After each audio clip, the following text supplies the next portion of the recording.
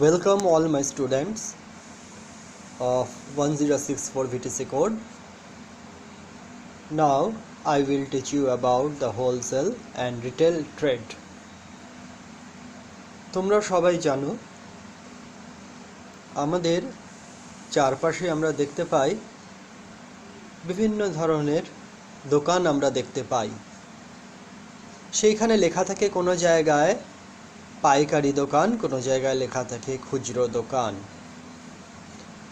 इसके ऊपर हम लोग अभी डिस्कशन करेगा होलसेल ट्रेड क्या है, रिटेल ट्रेड क्या है।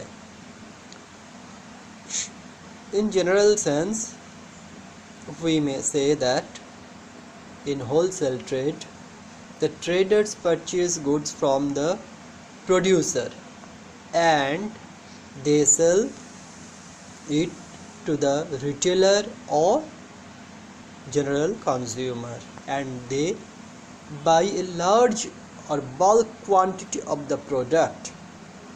অর্থাৎ হোলসেল ট্রেডের প্রধান বৈশিষ্ট্য হচ্ছে হোলসেল ট্রেডে ব্যবসায়ী উৎপাদককারীর থেকে সরাসরি প্রচুর পরিমাণে দ্রব্য ক্রয় করে থাকে। এই প্রচুর পরিমাণে দ্রব্য ক্রয়ের জন্য তার প্রচুর পরিমাণে অর্থের প্রয়োজন হয় এবং সমাজে যে সমস্ত খুচরো কারবারি আমরা পাই আমাদের আশেপাশে, আমাদের পাড়ার চায়ের দোকান, মুদির দোকান इत्यादि इत्यादि, हम लोग का आजू बाजू में जो सब दुकान है वो सब दुकानदार होलसेलर के पास से सामान मंगा के ले आता है। তাহলে আমরা বলতে পারি যে a wholesale trade is one which purchase goods from producer in large quantities and sell them to the retailer in small lots। ওকে, তাহলে হোলসেল আমরা এটা বুঝলাম যে উৎপাদনকারীর থেকে প্রচুর পরিমাণে দ্রব্য ক্রয় করছে। এরপরে আসছে খুচরো কারবার বা retail trade. What is retail trade?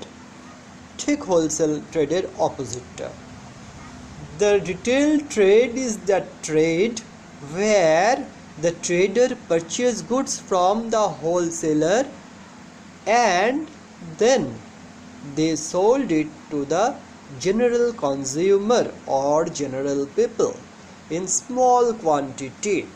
ওকে, তাহলে আমরা দেখতে পাচ্ছি রিটেলাররা উৎপাদনকারীর থেকে বা যারা হোলসেলার পাইকার তাদের থেকে প্রচুর পরিমাণে দ্রব্যাদি ক্রয়, প্রচুর পরিমাণে মানে পাইকারদের মতন অত না হলেও তার দোকানের যেরকম দরকার সেই পরিমাণে দ্রব্য ক্রয় করে সাধারণ মানুষকে তাদের প্রয়োজন মতন, যার কারোর 1 পিস দরকার, কারোর 2 পিস দরকার, সেই রকম তারা সরবরাহ করে থাকে। যেমন আমরা বলতে পারি, আমরা উদাহরণ দিচ্ছি এখানে, মনে করো পোস্তা বাজার থেকে কেউ তার দোকানের প্রয়োজনীয় বিভিন্ন রকম মশলা, তেল ইত্যাদি ইত্যাদি বড় বাজার থেকে গিয়ে সে 1 কুইন্টাল মনে করো সে চিনি নিয়ে এলো একজন হোলসেলারের থেকে। তারপর সে তার নিজের দোকানে কাউকে 100 ग्राम দিচ্ছে, কাউকে 500 ग्राम দিচ্ছে, जिसको जितना ज़रूरत है उसके मुताबिक वो सामान सेल करेगा। ये है रिटेल ट्रेड। होलसेल ट्रेडर को ट्रेड करने के लिए उसका बहुत परिमाण, ज़्यादा परिमाण कैपिटल का ज़रूरत पड़ता है, लेकिन रिटेल ट्रेडर उसको होलसेलर की तरह उतना कैपिटल का ज़रूरत नहीं है और उसको जितना कैपेसिटी है वो कैपेसिटी के मुताबिक वो उसको बिजनेस चालू करता है बा उसको बिजनेस को सामने आगा के ले जाता है। ये है बात, ठीक है। तो अभी हम होलसेल ट्रेड को जो कुछ डेफिनेशन हम बोला उसको कुछ एग्जाम्पल क्या है ना, তোমরা যদি বড় বাজারে যাও, বড় বাজারে সেখানে দেখবে যে বিভিন্ন রকম আড়ত আছে, সেখানে বড় বাজারে কাপড়ের দোকান, এগুলো হোলসেল ট্রেডের উদাহরণ। তারা উৎপাদনকারীর থেকে সরাসরি দ্রব্য ক্রয় করে আনছে এবং এখানে তারা খুচরো এই মানে বিক্রি করছে। ওখানে তুমি যদি ওই দোকানগুলোয় যাও তোমরা দেখতে পাবে কি তোমরা 1 পিস 2 পিস চাইলে দেবে না, তোমাকে মিনিমাম মনে করো 1 डजन अर्थात 12 पीस, नहीं तो तुमको मिनिमम कम से कम 6 पीस ऐसा लेने पड़ेगा।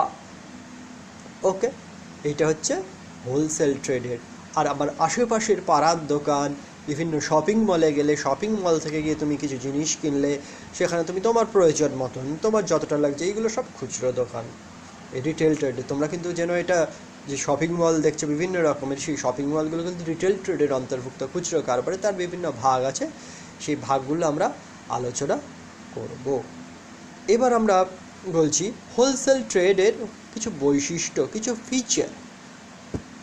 প্রথমেই বলেছি होलसेल ट्रेड करने के लिए बहुत ह्यूज क्वांटिटी कैपिटल का ज़रूरत पड़ता है, ह्यूज क्वांटिटी कैपिटल का ज़रूरत पड़ता है। Wholesaler directly contact with the producer, অর্থাৎ উৎপাদনকারীর সাথে তার সংযোগ তার থেকে যায়। তারপরে আমরা কি দেখতে পাচ্ছি, होलसेल बिजनेस में होलसेलर उसका बिजनेस के साथ उस सामान स्टोर करने के लिए, स्टोर करने का उसको ব্যবস্থা, স্টোর করার জিনিসপত্র স্টোর করার তার ব্যবস্থা থাকে, তার গোডাউনের একটা সে অপশন রাখে। যে হোলসেলার প্রডিউসারের থেকে জিনিসপত্র কিনে এনে তার নিজের গোডাউনে সেটাকে, গোডাউন মানে যেখানে সে রাখছে সেখানে সেটাকে স্টোর করে রাখলো পাইকারি কারবার। এবার খুচরো কারবারিরা সেখানে এসে তাদের যেমন দরকার মতন সেখান থেকে জিনিস তারা নিয়ে গেল। এবং আরেকটা দেখতে পাই, হোলসেলাররা তাদের আর্থিক সামর্থ্য বেশি থাকায় তারা পাইকারি কারবার বা হোলসেলাররা তাদের আর্থিক সামর্থ্য বেশি থাকার জন্য তারা করে কি না, খুচরো কারবারি যারা ডেলি বেসিসে তাদের থেকে জিনিস নেয়, অল্প পরিমাণে জিনিস নেয়, তাদের ধারের সুযোগ দেয়। মনে করো তার থেকে ডেলি বেসিসে সে নিচ্ছে, কালকে যে জিনিসটা নিয়ে গেছে তার দাম সে আজকে পেড করলো খুচরো কারবারি, আজকে জিনিসটা যেটা নিয়ে গেল তার দাম আবার নেক্সট ডেতে সে পেড করবে। এরকমও অনেক সময় তারা করে থাকে। অর্থাৎ কি না, the function of financing performed by the wholesaler. Financing মানে অর্থের সংস্থানের সুবিধা করে দিচ্ছে রিটেলারদের। এবং আরেকটা ফিচার আমরা হোলসেলের আমরা বলতে পারি গ্র্যান্ডিং অ্যান্ড প্যাকেজিং, বা গ্র্যান্ডিংয়ের সাথে আমরা গ্রেডিংও কথাটা সংযুক্ত করতে পারি। কি হচ্ছে না, ব্র্যান্ড, গ্রেড, গ্রেডিং, ব্র্যান্ডিং, বিভিন্ন রকমের প্যাকেজিং, এই সমস্ত কাজগুলো হোলসেলারগণ করে থাকে। মনে করো এগুলো বেশিরভাগ ক্ষেত্রে গ্রেডিংয়ের কাজ, এই সমস্ত কাজগুলো চায়ের, মনে করো চা, তার ফ্যাক্টরির থেকে বিভিন্ন চা, একদম চা তোমার চায়ের যে বাগান, চা বাগান থেকে তার রিকোয়ারমেন্ট অনুযায়ী সে বিভিন্ন ধরনের চা নিয়ে এসছে। এইবার সে করলো কি, ও क्या किया ना, जो क्वालिटी कुछ चा का क्वालिटी के ऊपर डिपेंड करता है। ও মনে করো 500 টাকা কেজি চায়ের সাথে 500 টাকা কেজি चा और 50% लिया, उसके साथ 1000 रुपीज़ चा का 25% लिया और 700 रुपया का चाय का बाकी 25% लिया। ये मिला के तो नया ग्रेड का ब्रांड का चा तैयार किया। ठीक है, इस चा का वो ग्रेडिंग किया, इसके लिए छोटा छोटा पैकेज कर सकता है। पैकेज मतलब पैकेट के अंदर भर के उसका सील करना, मार्केट के छोड़ने के लिए उसका ऊपर स्टैंप लगाना, उसका लेबलिंग करना, ये सब काम कौन करता है, होलसेलर करता है। होलसेलर के पास से प्रोड्यूस रिटेलर आके ये सामान ले जाता है। रिटेलर इन जनरल पैकिंग का काम, ब्रांडिंग, ग्रेडिंग का काम नहीं करता, वो होलसेलर ही करता है।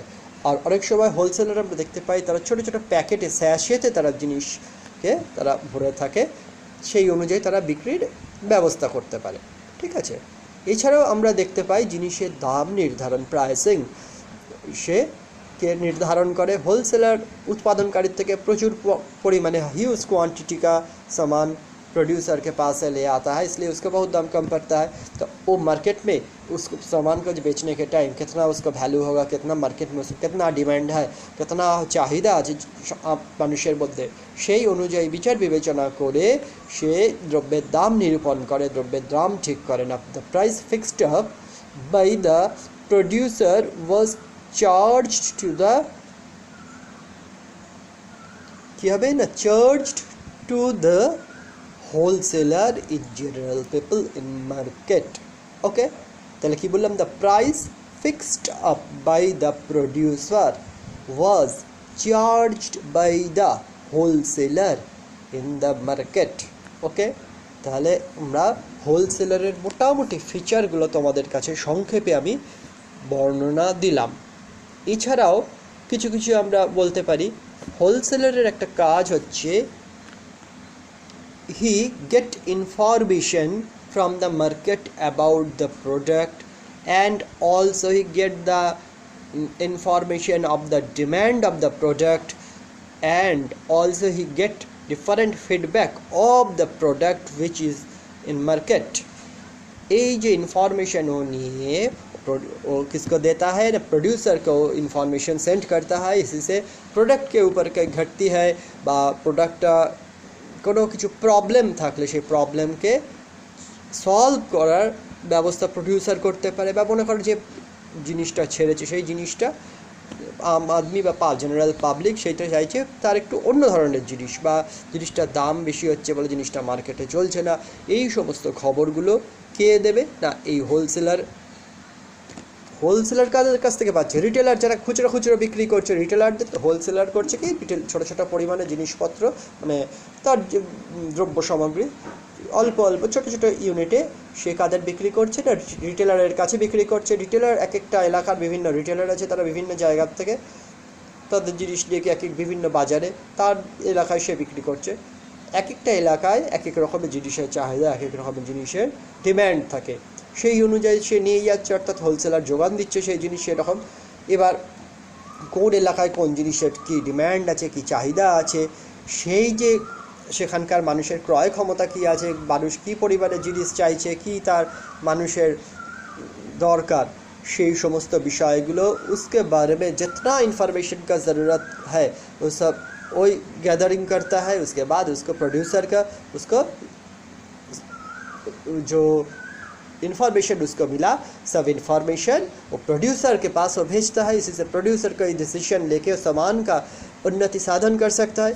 এরকমই আমরা দেখতে পাচ্ছি যে মানে এই যে কোনো একটা দ্রব্যের নতুন পরিবর্তন করার কাজ, নতুন ধরনের দ্রব্যটাকে উন্নতকরণের কাজ এটা হোলসেলার কিন্তু করে থাকে।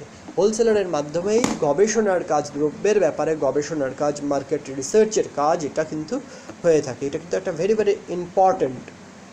ওকে, আর আমরা বলতে পারি যে হোলসেলার করে কি না ট্রান্সপোর্টের কাজ, পরিবহনের কাজ। उत्पादनकारी থেকে সে জিনিস নিয়ে হলো প্রচুর পরিমাণে, उत्पादन प्रोड्यूसर के पास से सामान ले आने के बाद, प्रोड्यूसर के पास से ले आने के बाद होलसेलर उसको घर में उसको मौजूद रखता है। उसके बाद रिटेलर को जितना का ज़रूरत है उसको उतना का मुताबिक उसको सरबराह करता है ना, किरम करे सरबराह करे उसको कैसे भेजता है ना। अनेक समय होलसेलर काছে মনে করো কেউ 20 বস্তা মানে 10 কুইন্টাল চিনি বা এরকম কোনো একটা জিনিস ধরো, বা তার হোলসেলার এখানে মানে ফ্রিজের ইয়ে আছে, তাকে বলে 10 পিস ফ্রিজ যে খুচরো রিটেলের সেই দোকানে পাঠিয়ে দিচ্ছে লাগবে, সে তার টাকা যা যা ফর্মালিটিস আছে সেগুলো করে গেল, হোলসেলার তার নিজের গাড়িতে করে সেখানে পৌঁছে দিয়ে এলো। এই যে ট্রান্সপোর্টিং, এই ট্রান্সপোর্টিংয়ের কাজ কিন্তু হোলসেলার করে থাকে। The wholesaler conduct the transport for his business. Okay, এই তাহলে এই সুবিধাগুলো আমরা হোলসেলারের থেকে আমরা পাচ্ছি। হোলসেলার কিন্তু এই সমস্ত কাজগুলো করে থাকছে, এবং হোলসেলার রয়েছে বলে মার্কেটে কিন্তু দ্রব্যের যোগান বজায় থাকছে, এবং দ্রব্যের যোগান এবং চাহিদা উভয়ের মধ্যে ভারসাম্য বজায় থাকছে। দেখো, একটা আমরা বর্তমানে যে পরিস্থিতিতে রয়েছি, अभी हम जो परिस्थिति लॉकडाउन का परिस्थिति में हम लोग है, अभी देखो मार्केट से कुछ दिन पहले हम जो मोहल्ला में है नईहाटी, यहाँ पर इस मोहल्ला में मार्केट से कुछ सामान आउट हो गया, आउट ऑफ स्टॉक हो गया। अभी भी है ब्रांडेड कंपनी का, ब्रांडेड जैसा पेस्ट कोई यहाँ पर अभी नहीं है। सर्फ जो डिटर्जेंट पाउडर है अभी नहीं है। ब्रिटानिया कंपनी का कोई बिस्किट का पैकेट बड़ा वो भी नहीं है, क्योंकि ना अभी यहाँ पर रिटेलर लोग होलसेलर के पास सामान उसको नहीं मिलता है, क्योंकि ना अभी लॉकडाउन चल रहा है, ट्रांसपोर्ट सिस्टम अभी कुछ बंद है, इसलिए बाहर से जो सामान आता है वो बंद है, इसलिए होलसेलर लोग के पास सामान नहीं है। रिटेलर लोग होलसेलर लोग के पास सामान नहीं लेके आ सकता है। তাহলে দেখো রিটেলাররা পুরো ডিপেন্ড করছে হোলসেলারের উপরে, আর আমরা কাদের উপর ডিপেন্ড করছি? আমরা রিটেলারের উপর। কিন্তু আমরা অ্যাকচুয়ালি ডিপেন্ড করছি রিটেলার এবং তারপরে হোলসেলার যদি সেই জিনিসপত্রগুলো না নিয়ে আসতে পারে, রিটেলার লোক সেই জিনিসগুলো পাবে না, এবং আমরা অর্থাৎ ভোগকারীরা সেই জিনিসগুলো আমাদের প্রয়োজনের জিনিসগুলো, আমাদের নিত্য প্রয়োজনীয় জিনিসগুলো আমরা পাবো না।